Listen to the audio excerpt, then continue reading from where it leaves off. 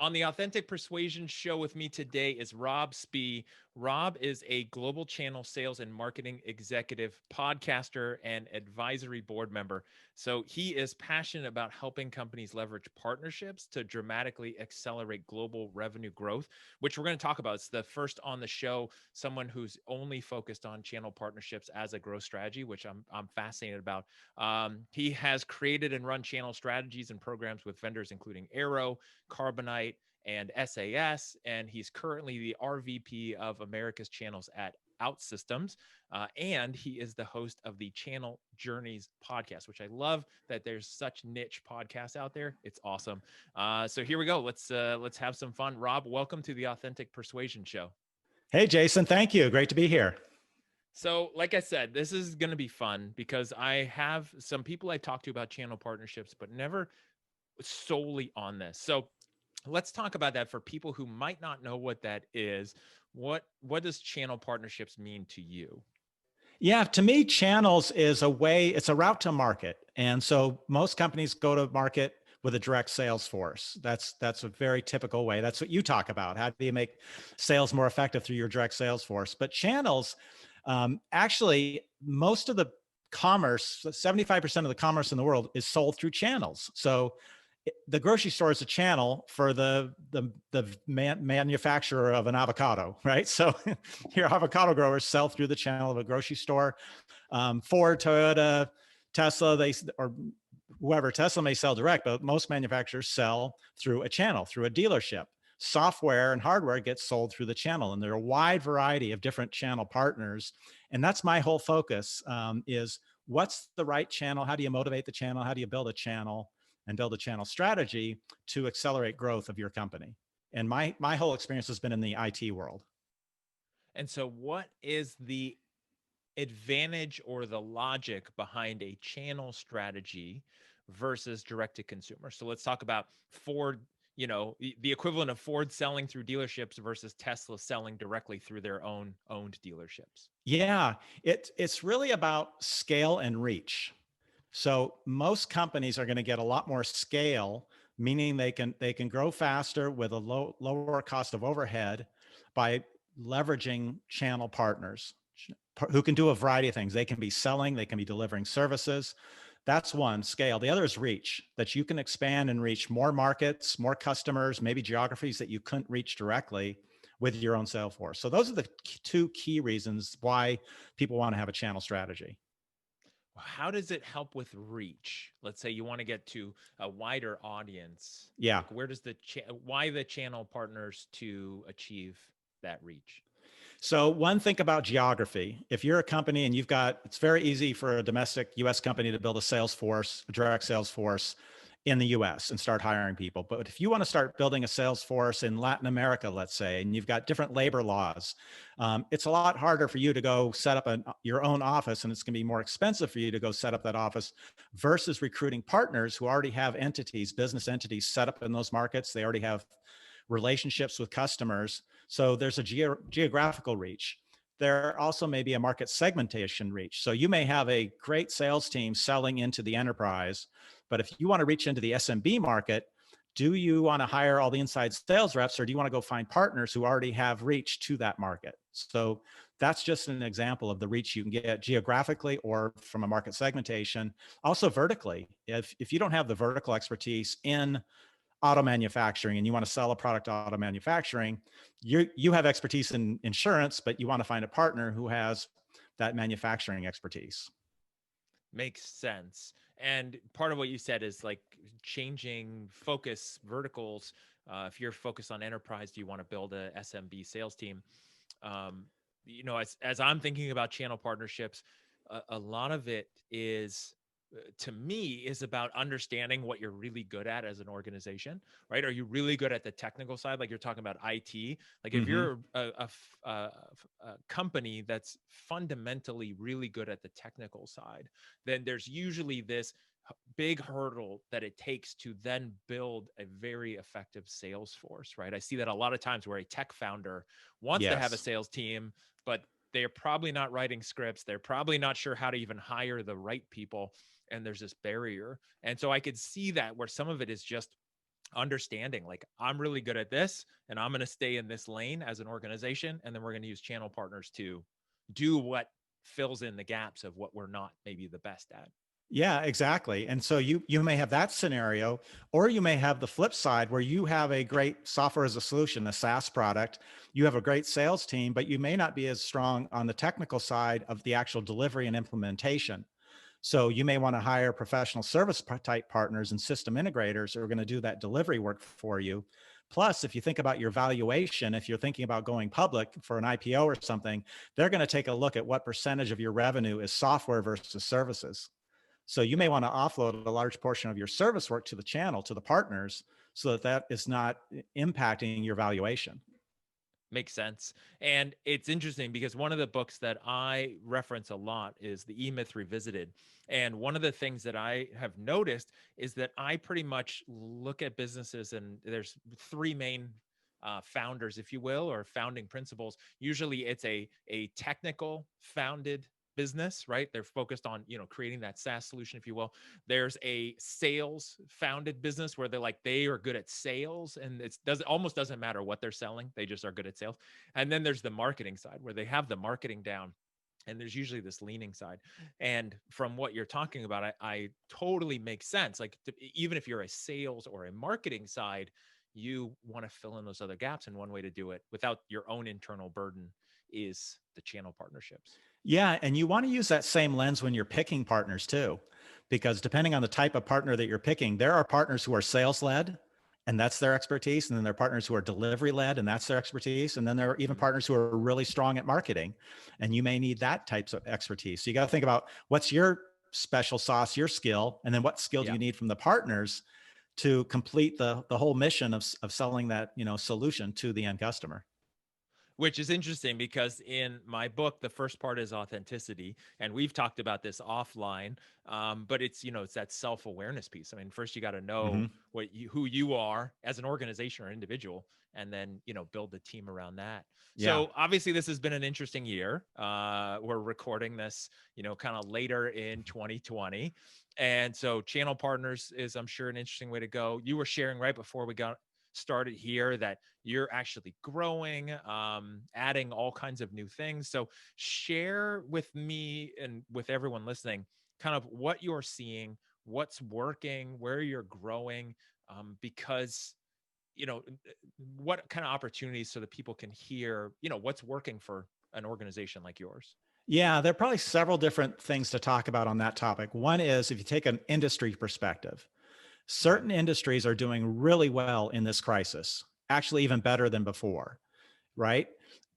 Zoom is doing fantastic, right? We're all on Zoom. But there are also industries like travel and airline industry, right? Hospitality, they're just getting hammered. So all of those types of different companies that are great prospects for us and our partners, some of them are not doing as well. So we've had to help our partners shift to the industries that are doing better, right?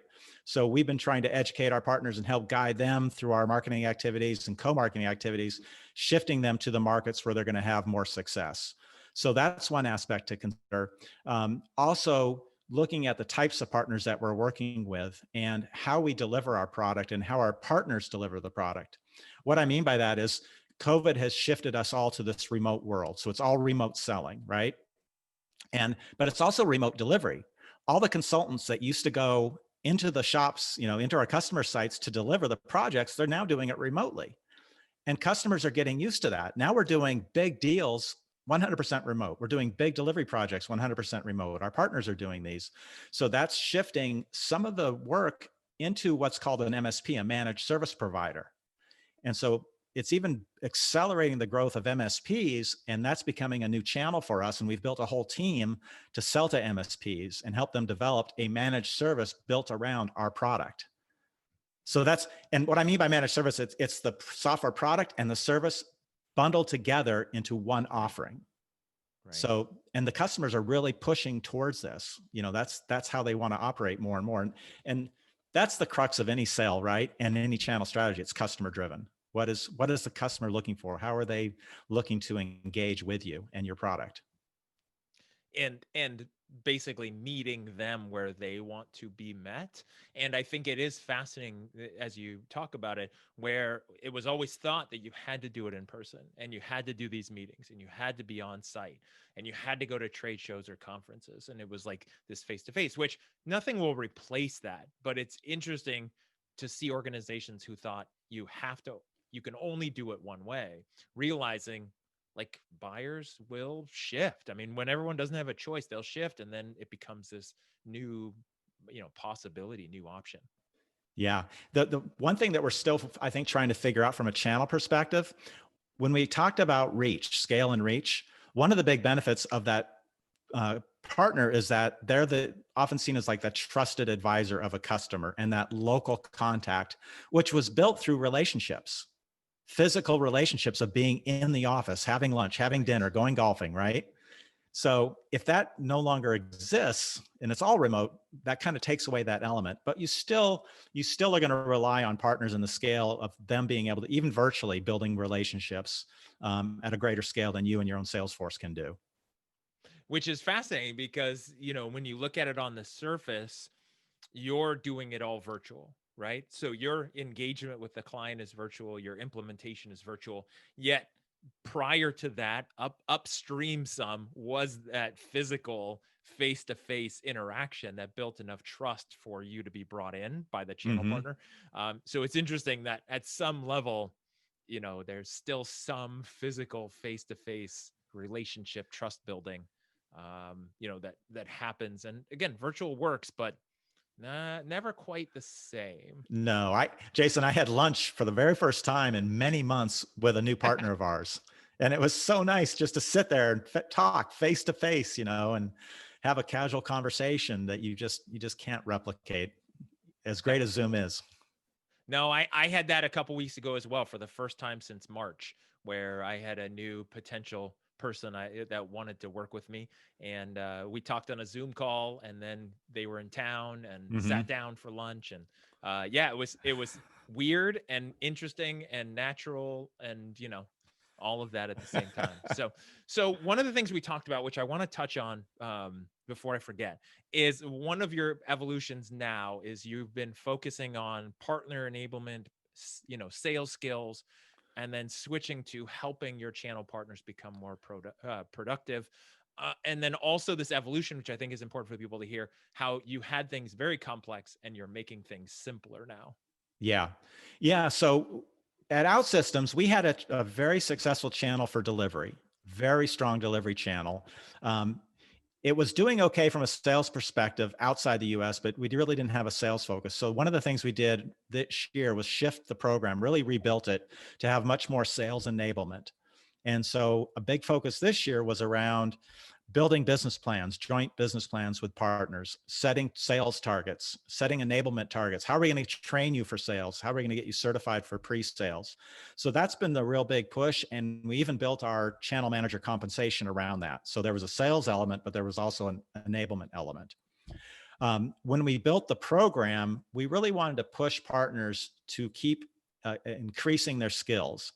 So the complexity that we built in the program that we're now reversing is increasing the requirements to attain certain levels of sales authorization or delivery authorization in the program. And we realized that it became a nightmare of tracking, of when do you measure, what's the time frame when they need to move up to the next level and have a second set of targets or second set of certifications. So for 21, we're going to scratch that. In fact, this is probably the first time I'm publicly saying it because we haven't announced it yet. So, but we're going to scrap That's all right. that. I won't tell anybody. Yeah, hint, hint, nudge, nudge. But that's fine. We're going to simplify it. It's going to be great for partners. It's just going to make it much easier for them. Once they get to an authorization level, they just keep it as long as they meet those minimum requirements. And that's when you build a program, a partner program, make it simple. Think about what are the minimum requirements that you want a partner to have that you can say to your sales rep or to your customer, I've got my stamp of approval on this guy that you can trust him. Hey, he's a new partner, he's green, but he's got that minimum requirement that you need. Then we do business planning, joint business planning to set what's the ultimate target that we're trying to achieve. That's the business target. of what we want to do together for that year. And then each year you set new goals and do your business reviews. So that's why we're simplifying the program, and we're shifting to, because the goal was all around enablement. This year, we built into our channel manager compensation an enablement component. So our channel managers had targets on partner enablement. I think next year we're going to move, probably don't need that as much, if at all. And it's going to be much more of a revenue target around, the partner business itself and how much partner involvement we have and how much business the partners are generating. And that's just an evolution. As you mature, as your channel program matures, you want to keep iterating on it. And I love that evolution, because I've seen that with so many organizations that I've been in or worked with, where in the beginning, you don't really know what's going on. And so you have this very loose framework. You have some main goals.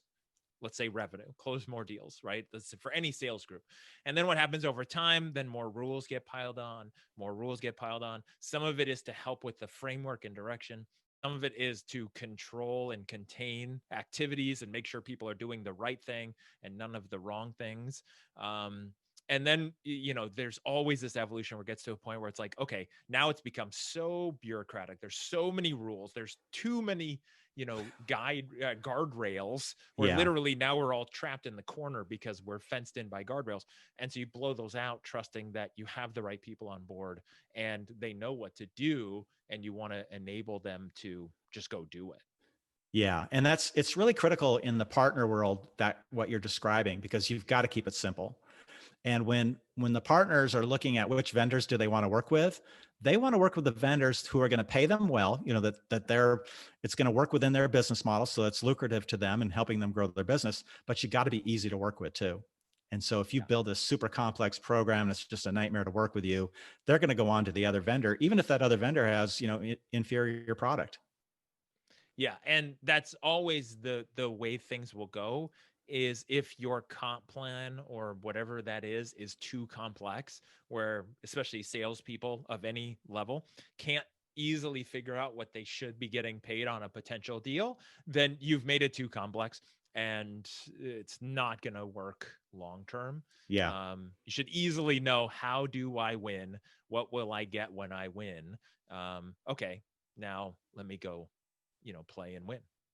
Yeah. And one thing you've got to think about when you're building out your channel program, if you don't have one, or you have one and you're not seeing success, make sure that it's comp neutral to your reps.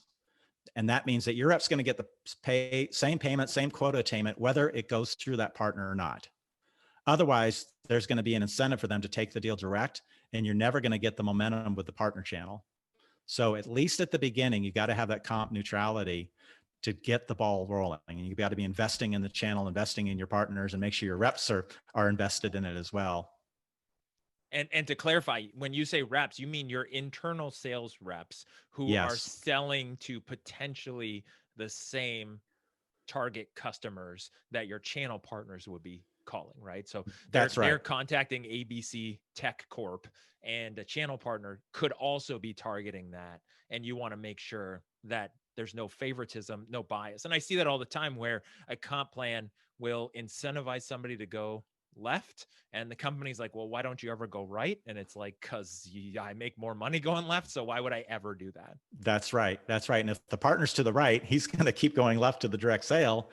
And you've got to have that mentality of working together with the partners. Some people think, I'm going to build a channel and I'm going to have these channel partners to selling to all these customers over on the right side, and my direct guys will be selling on the left. But that's not the way it works, because the channel partner never has a chance to get successful, because he doesn't get to see you in motion. How your reps succeed, and they got to be selling together at least for some time before they get off the training wheels and go out and sell your product the way you sell it and do it successfully. Makes sense. What should all salespeople be doing daily, whether your internal ones, your channel partners, whatever it looks like? What should they be doing daily to become more successful? I think one of the most important areas is, once you have built up that channel and you've got your internal sellers, you've got your partner sellers, is just having that daily engagement. Our most successful sellers are the ones who have built relationships with partners. And they have their go-to partners, 2 or 3 go-to partners that they work with on almost every deal. and they are talking almost, well, at least every day, sometimes more than once a day. They're talking about the deals, the existing customers, the projects that are going on, and they've just built a really strong relationship.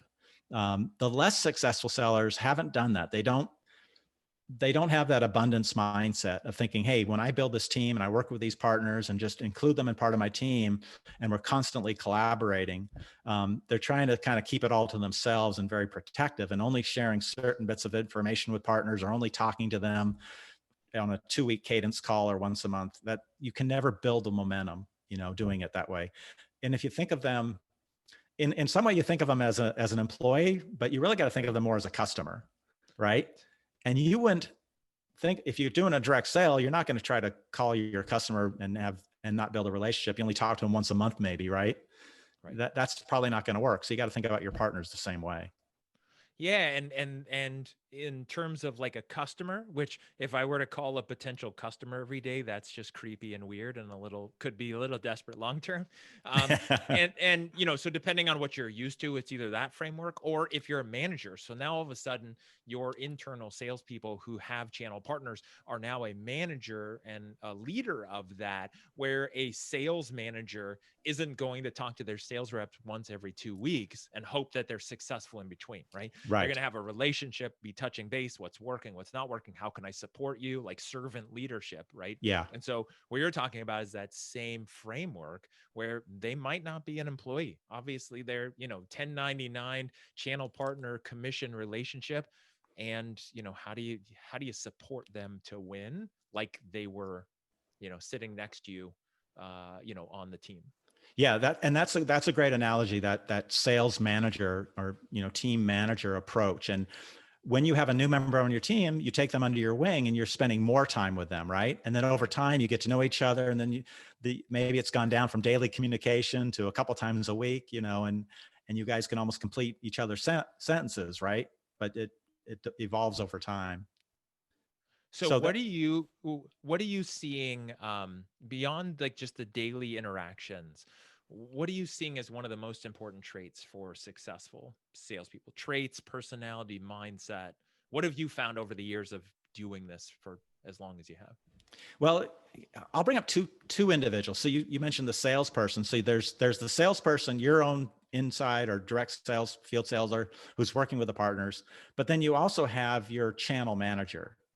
And at OutSystems, we call them RCMs, regional channel managers. Some people call them CAMs, channel account managers, PAMs. They have a lot of different names, right? But it's a very different mentality, a very different personality of who's successful in those two roles. And the partner manager is more like a general manager. And he's got so many different responsibilities of recruiting new partners, enabling and onboarding partners, doing business planning, driving that engagement between the partner and the sales rep.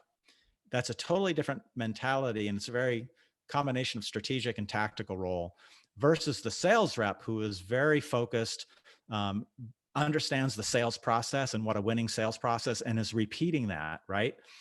Over and over. So I think the sales rep that is super successful working with the partner is able to build that partner motion into their process. And it just becomes part of their winning sales process, and helps the partner understand his process as well, so that they can speak the same language. Got it. Makes total sense. So shifting a little bit, what does it mean to you to be authentic? And because you're in a unique space that I find fascinating, where does authenticity fit into success in the game of channel partnerships? Oh, it's so important. To me, being authentic is just being straightforward and upfront with your partners. When you're meeting with partners and you're discussing the opportunity, you just got to lay it out, and what makes a good partner, what doesn't, and just being upfront about it, right? That's so important in any relationship, because partnerships are built on a relationship, which is built on trust. And if you're not authentic, you're not going to be able to build that trust with the partner, and then the relationship is not going to work. And so, and it's also having that authenticity internally too, so that you're setting the right expectations of what your partners can do for the company, for the sales rep, for the professional services organization, that is just so critical. And for me, the most critical aspect of being successful in this business is alignment, internal alignment on the mission from the CEO and board all the way down to the people in the field executing, but also alignment with your partners and making sure that you're aligning to their business model and that your program aligns to their business model. Because if there's not a match there, you might build great trust, but if there's a misalignment in business models, then it's not going to work either. That doesn't matter. Where has persuasion fit into your success or play a part in what you're doing each day? Persuasion is probably one of the biggest things that you need to have in the channel as a channel manager or channel chief, because you've got to persuade people internally why you need a channel. We started out this whole podcast talking about why a channel in the first place. Right. And many CEOs, sales leaders, venture capitalists may not understand the power of the channel.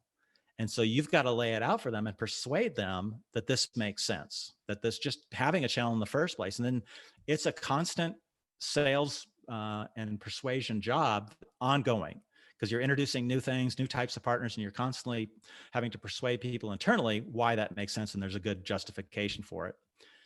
Externally to the partners, you've got to persuade them that you as a vendor are the right choice. They've got a lot of different choices of how they're going to grow their business. They may go with your competitors. They may go with a totally different line of technology. So you've got to persuade them and have a really strong value proposition for them of why they should be a partner of your company. So if you could give them advice, those company CEOs, executives who either struggling with or don't understand, but you know it would be a good fit, because it's not a good fit for everybody, right? The channel partner. Yeah. For the one that's a good fit that they just don't seem to understand, what's the piece of advice you would give them, to help with what's holding them back? Yeah, I think first understand what is it that you're trying to accomplish. Get alignment on the goals, and then discuss how a channel and the right channel strategy could help you achieve those goals, maybe faster, or maybe even achieve it better and to get even to a higher growth rate, depending what the goal is. It might be a revenue goal. It might be a customer satisfaction goal, market penetration goal, whatever it is. I want to understand the goals first, and then talk about how a channel strategy, what the channel strategy would look like and how that could help them accomplish it in a more efficient, more effective fashion. Got it. Makes sense. All right, let's shift completely another different direction here. All right. What did you want to be when you grew up? Well, I initially went to college to be an architect. Okay. Interesting. And then what happened in that journey? I'm the youngest of 6 kids. One of my older brothers, who was already out of college and was working in construction, brought me to lunch with a starving architect. and after lunch, he goes, "Rob, this is going to be you." And then he and then he showed me this article. And it was, at the time, the highest paid people coming out of college were petroleum engineers. So the next year I shifted my major and became a petroleum engineer. And then what happened? Did you use that? I did. My first job was out on the oil rigs. I was a drilling engineer working in the Gulf of Mexico. The price of oil collapsed, and they pulled me off the rig and put me into an oil trading position. And I went from working on these rigs with, roughnecks missing teeth and fingers to flying first class to Geneva and Paris and London. And I said, I think the business world is for me. That's amazing. Are you happy that your brother did that intervention with his best intentions in mind, I'm guessing? I am. I actually am. Yeah. I think my career path, I'm much happier with the way I went. I think probably would have gone a little stir crazy being an architect. I don't know. I love the variety of what I've ended up doing and the international travel. That's why I chose, it wasn't just the money for oil. I also read about all the international opportunities, and I really wanted to go travel and live overseas. Yeah. And it's interesting because if we, obviously don't have a crystal ball or a time machine, but I have a feeling, because life is interesting. I just have this strong feeling with you that if you had gone into being an architect, something would have happened that then would have led to something else, which would have led to this similar type of path. Yeah. Just like it did. So I think that's fascinating. What is your personal definition of success? Oh man, I'm less driven financially, which is probably why I'm not in sales. And I'm just more about enjoying what I do. For me, I I, I want to succeed. I set lofty goals when I come into an organization and I really want to achieve them, but I want to make sure that I'm enjoying what I'm doing and my team's enjoying it. That we're having fun while we're being super successful. Got it. Love it. Last question, the journey or the destination? Channel journeys. It's all about the journey. Yeah, you know that actually. I love boating, and so if you're a power boater or a sailboater, it's the exact same question because power boaters are about the destination. They want to get to wherever they're going fast. Yeah. But sailing, it's about the journey because you Yeah. can't be in a hurry. So, and I'm a sailor. It's interesting because I'm a power boat person where it's like, okay, where are we going and how fast can we get there? Yes, exactly. So it's interesting. And I think in my life, as I've kind of evolved and or matured, I don't know if I wouldn't use that word about myself, but let's say evolved, being more on the sailing side and just kind of enjoying it. But Yeah, I don't know if it's it's interesting. I haven't taken and done any analytics on it, but I've done a lot of sailing with partners. Okay. And so Interesting. I wonder if the channel partners tend to be more about the journey than the destination. I don't know. I'll have to do a survey. Interesting. Well, and then it's funny because you talked about golf earlier, and I will say for golf, for me, it's the journey, not the destination, because my destination in golf sucks, and so it's not fun. I don't even want to count the score. It's the journey and just having fun, and just taking that pressure off. So it's interesting. My golf game is about the journey. My boating focus is on the destination. Yeah, I have a lot of funny golf stories. I've switched to biking. There you go. Even better. So Rob, thanks for being on the show. I appreciate this again. I love the concept of the channel partnership. I work with some on both sides as a consultant. I have ones that I represent who, they have vendors for my clients that, could help them. And then obviously I have people who refer me business. So I love this model. I think it's great, if it's a good fit. So, as I mentioned earlier, you have a podcast. So it's the Channel Journeys podcast. I know that you have that on your site, thechanneljourneys.com. So /category/podcast. Where else can people find the podcast? Well, it's on iTunes, Stitcher. I think just about every platform you can probably find it. I would hope. It seems to be out there in just about everywhere in places I didn't even know it was. Yeah, or just go to channeljourneys.com or just find me on LinkedIn. Perfect. So LinkedIn, you're also on Twitter at Channel Journeys, got the Channel Journey site. Yep. Thanks again for being on here and sharing. I'll put all those links in the show notes. And I appreciate you sharing this wisdom. Likewise. Thank you, Jason. Great questions. All right. Take care. You too.